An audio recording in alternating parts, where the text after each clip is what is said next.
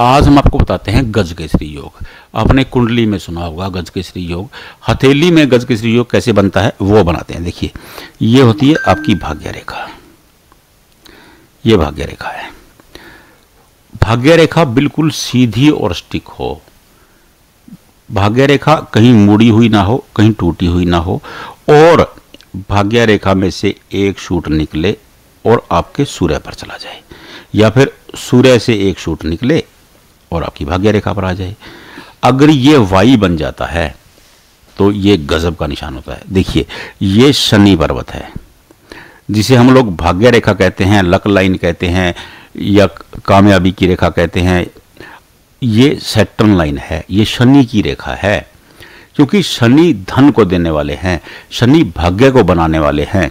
अगर धन मिलता है इस रेखा से, और ये है सूर्य की उंगली, और ये है सूर्य पर्वत। सूर्य का काम है ऐश्वर्य, सुविधाएं, ये सूर्य से मिलती हैं। नेम एंड फेम ये सूर्य देता है। तो अगर ये शनि की रेखा ठीक है, ये धन बली है, और ये फेम की बली है, ये नेम एंड फेम मिलता है। इंसान को जीवन में क्या चाहिए? धन, पैसा, नाम, प्रचार, यही तो चीजें हैं। नेम एंड फेम ही तो चाहिए। लोग नेम एंड फेम के लिए तो भागे हैं। भागदौड़ किस लिए हो रही है? ताकि समाज में मान सम्मान और रुतबा हो। ये सब काम सूर्य का है। समाज में धन मिले, ये काम शनि का है। अगर ये ऐसे वाई बन जाता है, हथेली में ऐसा वाई बन गया है, तो गजब, ये गजकेसरी योग हो जाता है। हथेली में ऐसा हो जाता है तो हाँ, लेकिन हथेली में ये रेखाएं पूर्ण होनी चाहिए।